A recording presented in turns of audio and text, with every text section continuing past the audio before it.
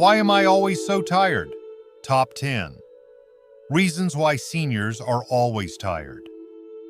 Have you ever woken up after what should have been a good night's sleep 8 full hours, maybe even 9, only to find yourself dragging your feet through the kitchen, wondering why your body feels heavier than usual and your mind cloudier than it should be?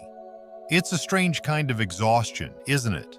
The kind that doesn't come from hard work or restless nights, but from something deeper, something quieter. You didn't run a marathon. You didn't stay up watching TV until 2 Yet somehow you wake up feeling like your soul never truly rested. If this sounds familiar, I want you to know you're not alone. I've heard it too often in my clinic, during phone calls with old friends, even on long walks through the park this quiet. Shared fatigue that seems to settle in as the years go by. But here's what I've learned after decades of listening, observing, and walking beside people like you. It's not always about age. Sometimes the answer lies in places we've overlooked, and that's what I want to explore with you today. So pour yourself a warm cup of tea, find a comfortable spot to sit, and let's gently walk through this together. You deserve to feel awake body, mind, and spirit. Part 1. Dehydration, the invisible thief of energy.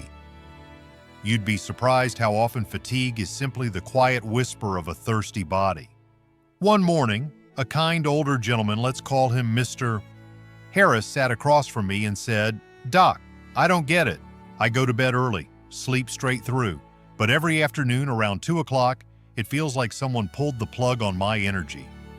I asked him about his hydration. He chuckled and said, "I drink water, with my pills in the morning." That was it. One glass at 9 a.m. As we age, the body becomes quieter in its signals. The dry mouth, the strong thirst, they fade. But dehydration doesn't wait for a shout. It creeps in, thickening your blood ever so slightly, making your heart work harder and clouding your thinking. The brain responds with drowsiness, confusion, and that heavy-eyed feeling even after a good night's sleep. Some of my patients, especially those trying to manage bladder issues, limit fluids intentionally. I understand, no one enjoys rushing to the bathroom. But hydration isn't about gulping gallons at once. It's about a gentle rhythm, small sips throughout the day. Try this: keep a glass of water by your side like it's your quiet companion. Add a slice of lemon, or a splash of juice if that makes it more inviting. One of my patients calls it her spa tonic, and it helps her remember to sip without dread. You might not feel thirsty, but your cells are still waiting. And here's what I've seen. Time and again, when older adults begin to hydrate regularly, their energy lifts not like a jolt of caffeine, but like fog clearing from a windshield. Steady, peaceful, and real. Next time fatigue hits you out of nowhere, ask yourself, have I been kind to my body with water today? Part 2. Stillness isn't rest. When sitting too long drains you. There's a strange paradox I often see in my clinic. Someone will say, "But doctor, I didn't do much today, just sat around the house, and yet I feel completely worn out." And I gently tell them, that might be why. Stillness is not the same as rest. When we spend hours in our favorite chair watching TV, flipping through the newspaper, or quietly looking out the window, it may feel like we're resting. But our bodies don't interpret prolonged stillness as healing. Instead, they begin to wind down, like a machine entering sleep mode. Your circulation slows, muscles begin to stiffen, joints quietly lock into place, and your energy. It lowers itself to match the stillness, like a dimming light. I recall a retired teacher who told me she felt more tired after a day of doing nothing than she ever did while working full-time. It puzzled her, but inactivity, especially without gentle movement breaks, doesn't restore us, it dulls us. Fatigue follows. Fatigue Here's a quiet remedy I often suggest: treat movement like a soft whisper to the body, reminding it, you're still alive, still needed. It doesn't take much. A few minutes of walking to the mailbox, stretching during commercials, even standing while brushing your teeth. These small acts add up. One of my favorite patients does TV commercial exercises. When the show pauses, he stands, marches in place, does gentle arm swings, and sometimes even dances. It gives me more energy than coffee. He grins. We don't need intense workouts, we just need to stay in motion. A body that moves, even gently, tells the brain we are still here. Keep the light on, so if you've been sitting for hours and wonder why you feel so tired, perhaps your body's simply asking for a little movement. Not punishment, just presence. Part 3. The weight you don't see, silent stress in quiet lives. Some burdens don't make noise. They don't raise your blood pressure or cause your heart to race. They just sit quietly, like a heavy coat you forgot you were wearing.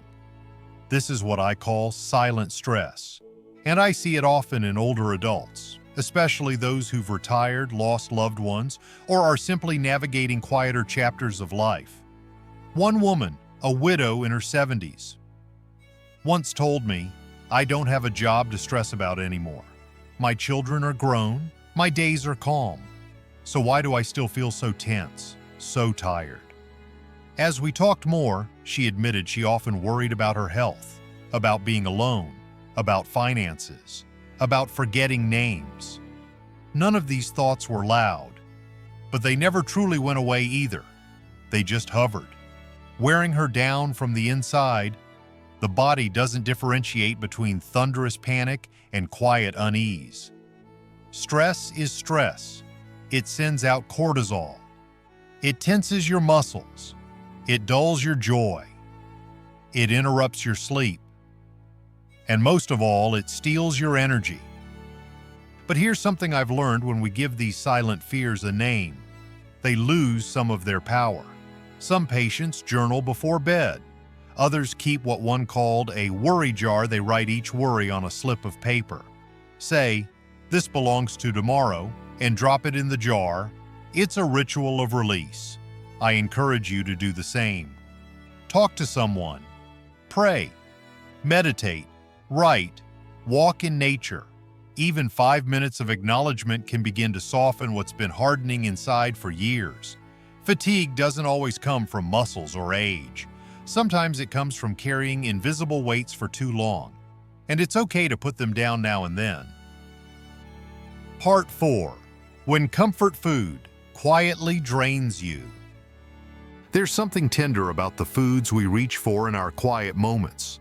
A warm bowl of cereal, a slice of toast with jam, a muffin beside the morning paper. They feel gentle, familiar, safe. But sometimes the things that comfort us can also quietly betray us.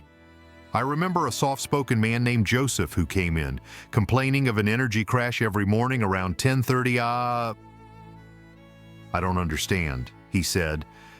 I have a light breakfast, just toast and fruit. Isn't that good for me? We looked closer. 2 slices of white bread with jelly and a banana.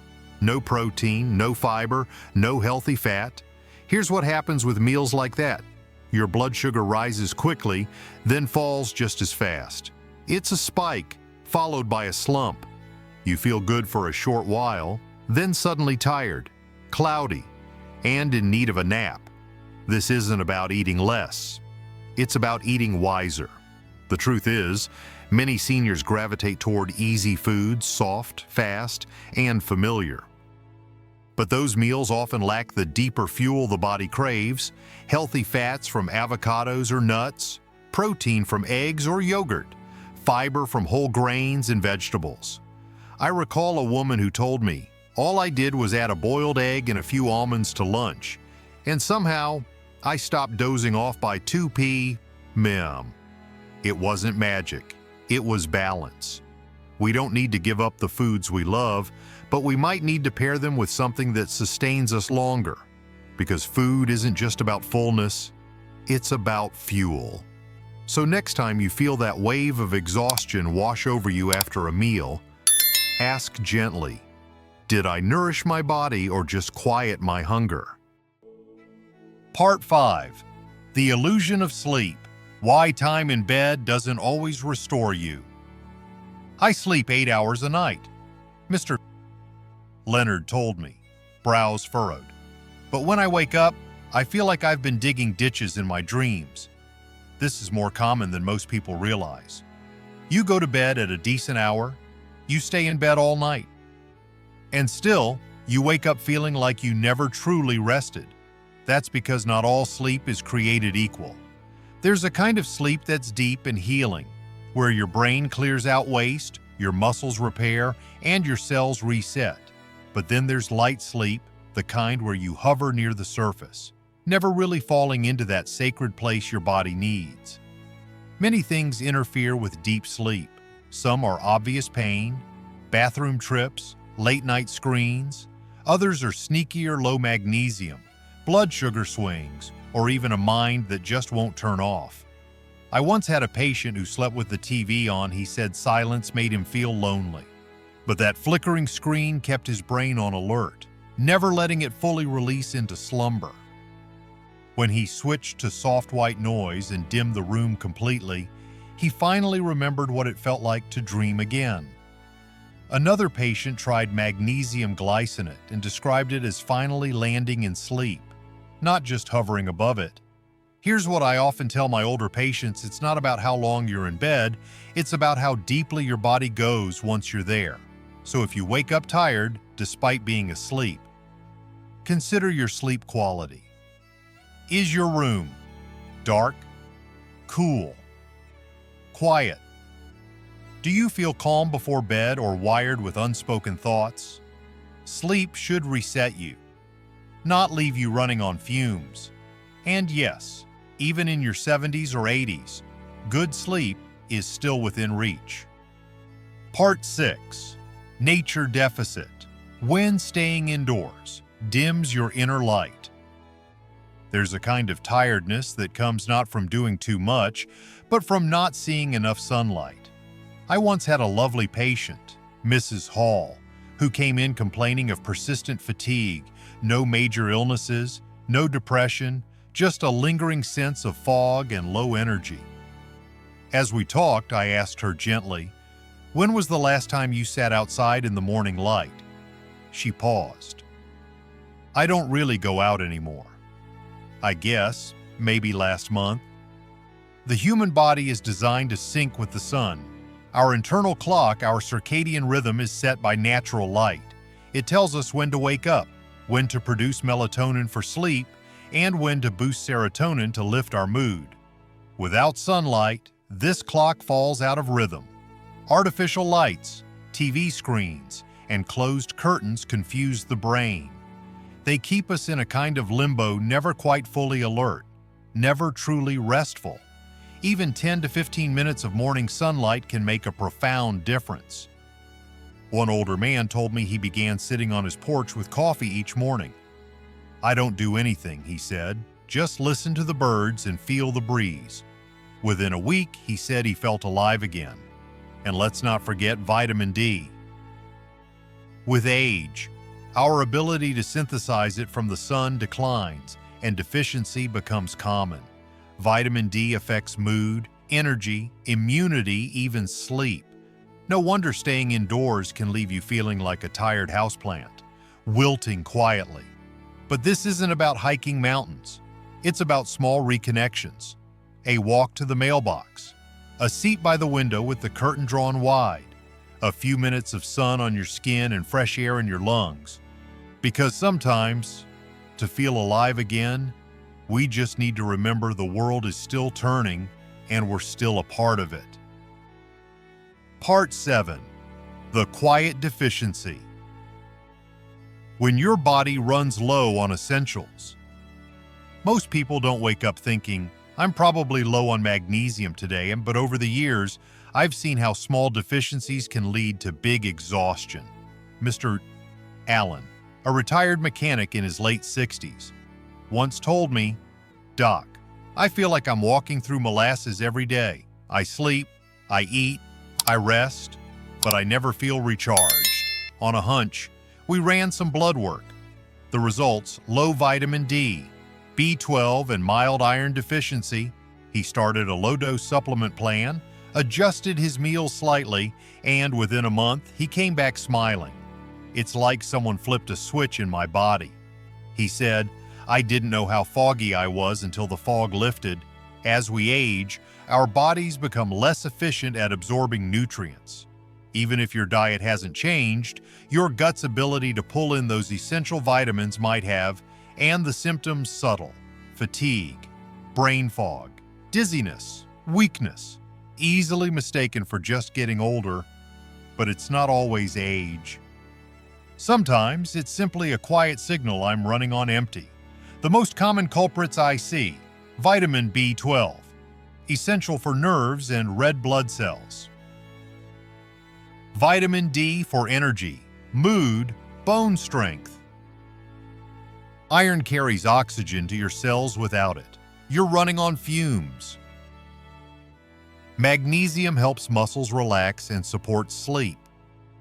And here's the good news: these are all measurable. One simple blood test can offer enormous clarity. You don't need to start taking handfuls of pills, but if you felt drained for weeks or months, don't just push through it. Ask your doctor about checking your levels. Sometimes, what feels like burnout is really just a body whispering, "Please, fill the tank." Part 8. Lost Spark. When your spirit feels more tired than your body. There's a kind of tiredness no nap can fix.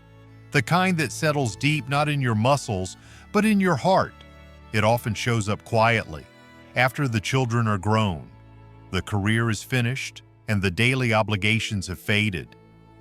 Suddenly, the question rises: now what you eat well? Take your pills, watch your shows. But something inside feels muted. One widower once told me, "I'm not exactly sad, I just don't feel much of anything." And I knew what he meant. That quiet emotional numbness is more exhausting than a full day of labor because it's not about your body needing rest. It's your soul asking for meaning. Energy, you see, isn't just physical, it's emotional, it's purpose-driven. When we have something to look forward to, no matter how small our brain responds with vitality, a weekly lunch date, a garden to tend, a book to write, even if no one reads it, a hobby, a pet, a reason to get out of bed that's bigger than just taking your morning meds. One patient of mine, who hadn't painted since 1984, picked up her brushes again at 72. "My hands are slower," she laughed, "but when I paint, I feel like me again." That's the spark. And the beautiful part, it's never truly gone. Sometimes it's just sleeping, waiting for you to call it back. If your days feel gray and your energy's gone missing, perhaps it's not your health. Perhaps it's your heart quietly asking, can we do something joyful again? The answer can be simple. Dance a little, plant something, join a local club, write letters to your grandchildren, whatever brings a flicker of you back, because when your spirit wakes up, your body often follows. Part 9. Medication Fog. When your pills quietly weigh you down. At some point in life, the medicine cabinet starts to look more like a pharmacy.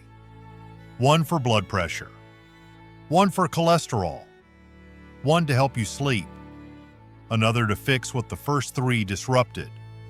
I once joked with a longtime patient, Mr. Bennett, that his breakfast had more pills than calories. He laughed, then paused and said, "But Doc, I feel more tired now than before I started all these," and he wasn't wrong. As we age, medications accumulate.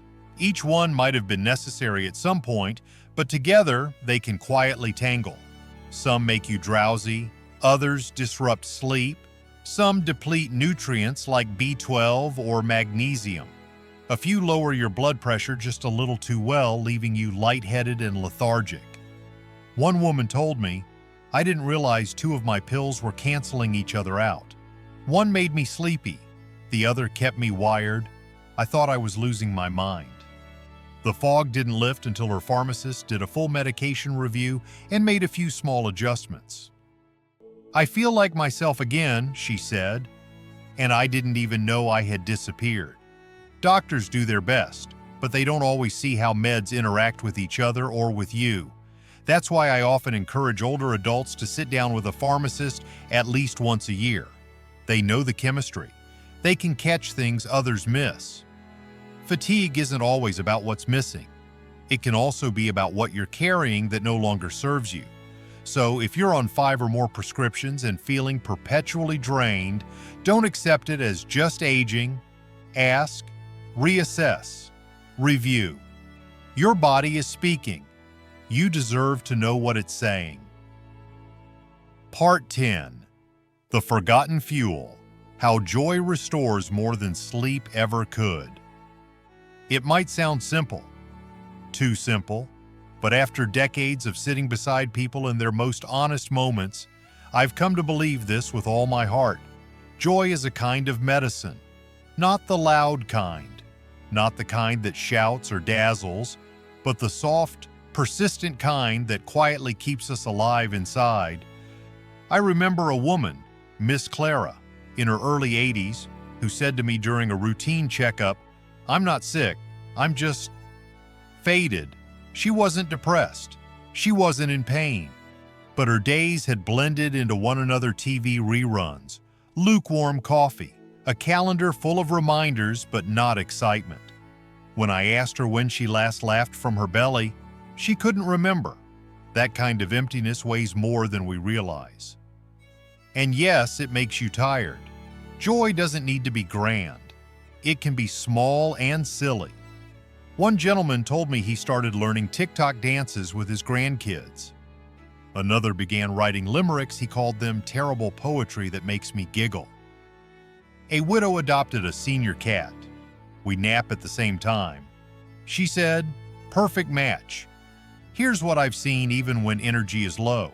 When you invite joy back in just a sliver, something shifts. Your body softens, your spirit lifts, your brain lights up. Joy isn't a reward for good health. It's a fuel that helps create it. So if you've been moving through life in grayscale, ask yourself, what would bring color back into my day? A walk with a friend, a favorite song, painting rocks for the garden, laughing at an old comedy show. Say yes to one small joy this week, not because it's productive, but because it's yours. And because sometimes what we need most isn't more rest, it's more reason to rise. So here we are, dear friend. We've walked through 10 quiet reasons why your energy might be fading, not because you're broken, not because you're simply getting old, but because life, in its quietness, sometimes forgets to refill the well. From the water we forget to sip, to the joy we forget to chase, every small thing matters. Not in a grand, dramatic way, but in the soft spaces of our everyday lives. Our bodies are still listening, so are our hearts. They just need a little help remembering what alive feels like. Maybe your body isn't tired, it's just thirsty, or undernourished, or over-medicated, or simply lonely for sunlight, laughter, or purpose. And the beauty is, none of this is beyond your reach. You don't need to change everything. You don't need a boot camp or a supplement shelf. You just need to choose one small shift. Step into the morning light. Add a boiled egg to lunch. Call a friend. Dance in your socks. Write something silly. Sit on the porch with your hands open to the breeze. It's never too late to feel like yourself again. If this message touched something in you, I'd love for you to share it with someone else who might be stuck in the same tired fog. Leave me a comment. I read everyone. Tell me, what's one small joy you'll try this week? Because we don't just want to live long, we want to live well. You deserve mornings that begin with lightness, days with color, evenings with peace, and the quiet, comforting truth that your spark isn't gone. It's just waiting for you to notice it again.